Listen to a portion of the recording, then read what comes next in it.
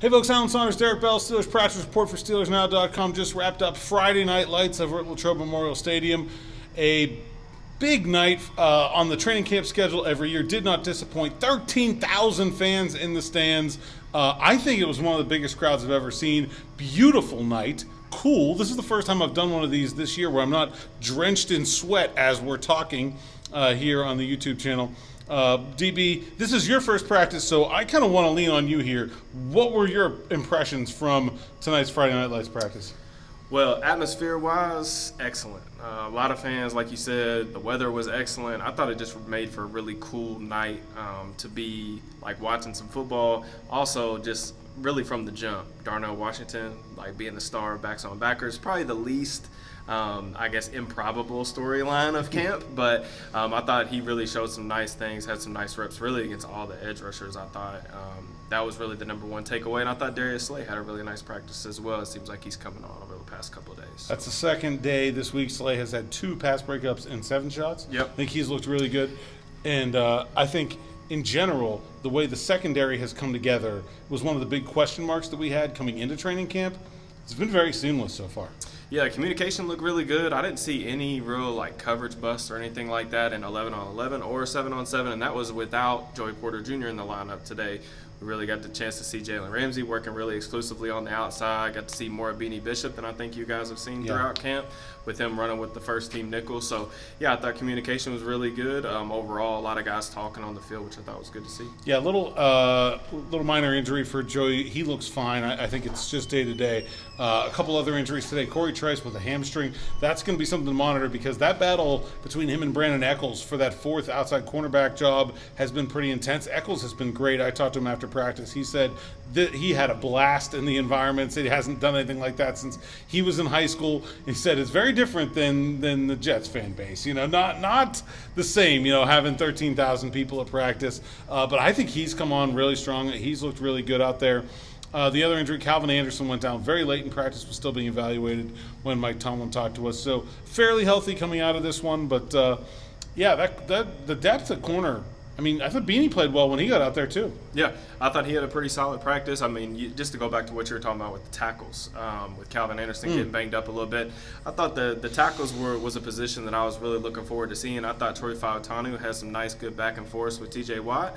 It was also nice to see after he went up against Watt, Watt came off to the side. He was working with Jack Sawyer. They were working against those guys and kind of working on some moves, just sharing some tidbits and things like that. I thought that was cool to see from, a Steelers captain. And then, with Broderick Jones, struggling a little bit today. Definitely still not 100% coming back from that groin injury, but Alex Highsmith did him rough in the one-on-ones, which, I mean, listen, less than 100% against that guy. Most tackles are not going to do well, but I think the Steelers are trying to get some more out of Broderick Jones right now. And I think with the big thing for me is, like, when you're seeing these guys in backs on backers or whether it be one-on-ones, the Steelers pass rush, I think we all have really high expectations for just how many dudes they have that can really get after a one-on-one. It's providing some great, like, really nice measuring stick test for a lot of the guys. Even Caleb Johnson, I thought he had a kind of a bounce-back second half of backs on backers. Struggled with the first couple reps with Malik Harrison, got caught lunging a little bit, but, really mirrored a lot better in the last 2 reps. I thought he, kind of came on. So I thought, overall it was a really competitive practice and pretty much what I expected from, a Mike Tomlin-led team. Yeah, I thought Caleb Johnson looked good in the team run period. Overall, though, in the team periods, I thought the defense had the much better the day. They finished the day with a 2-minute drill. Defense won both of those. Starting offense went 4 plays and out. There was a defensive penalty, so it was actually 5 plays and out. They didn't even complete a pass. A couple of drops, 2 passes batted down at the line of scrimmage.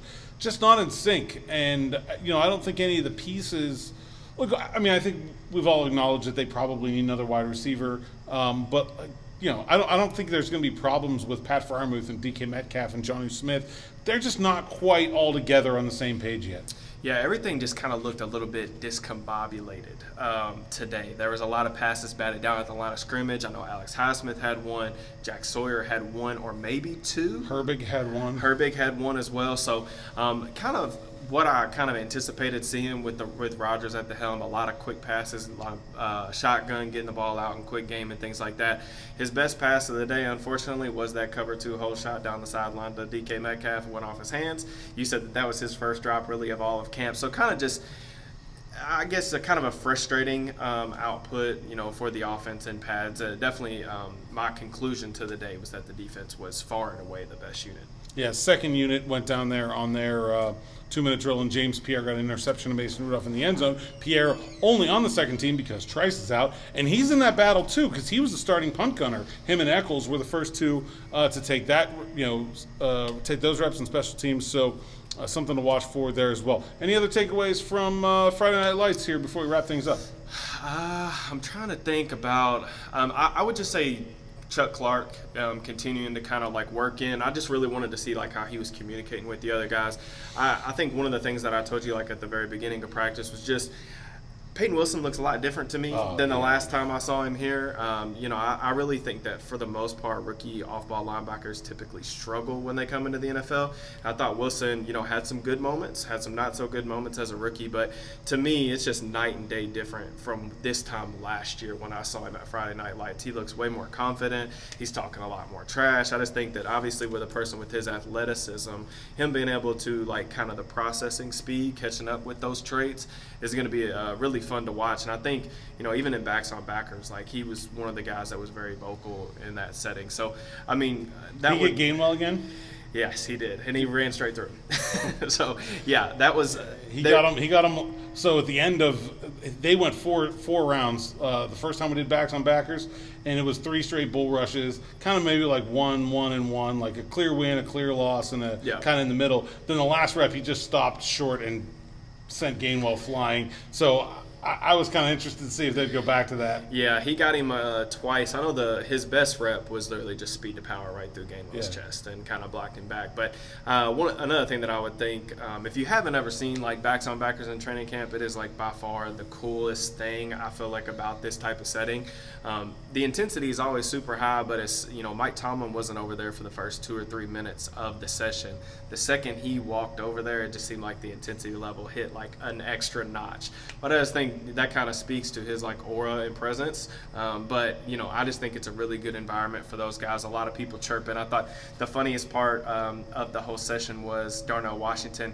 He mirrored a spin move against Jack Sawyer, and then I think one of the guys on the defensive side of the ball yelled out to him, was like, "Hey, they looked pretty good for an offensive tackle." Who he looks like an offensive tackle right now, and he was like, "Yeah, you're gonna have to pay me like one." Just friendly banter back and forth. So, but yeah, Darnell he was fantastic, man. Like he looks legitimately like a left tackle in those drills. So pretty cool. Yeah, he's really good at that. And the only other thing I had to take away, I went over and watched the wide receivers and the DBs work one-on-one. And, man, like Jalen Ramsey, he just runs routes for people. Like, you look at the tape last year, and it's like he's still good but not quite elite. But, like, you just look at the traits, and it's like, man, this guy is good. And, like, even, like, the Steelers aren't blessed with incredible depth at wide receiver. But there are plays where he just, like, clowns on. Even, like, Calvin Austin and DK Metcalf, where it's like, no, you don't even have a chance here. Yeah. I think people have underrated how impactful that addition is going to be. Yeah, I would say that was the number one takeaway that I wasn't surprised by, just the talent differential between the Steelers corners right now and the depth in that room comparative to the wide receiver room. You mentioned like some of Jalen's reps, but Darius Slay ran a comeback for Roman Wilson. I couldn't actually see if he actually got the interception or not, but he was in his hip pocket. And I really felt like that was a theme throughout the day. Receivers in general weren't creating a lot of separation when the passes weren't batted down at the line of scrimmage. We saw some scramble drills, some coverage sacks. So overall, I thought the defense really won the day. We'll see what it looks like tomorrow. I expect pads again tomorrow here at St. Vincent College. Same. That's been a theme for Mike Tomlin the last couple of years, so I think he's going to want to get these guys on the short rest right back out there. Not as hot tomorrow, so thankful for that. We will be right back here at St. Vincent College for that. For DB, Alan Saunders, make sure you like, subscribe, hit that bell for notifications on the YouTube channel so you don't miss a thing. Be lots more coming up over the weekend on Steelers Now here on YouTube and all across our platforms.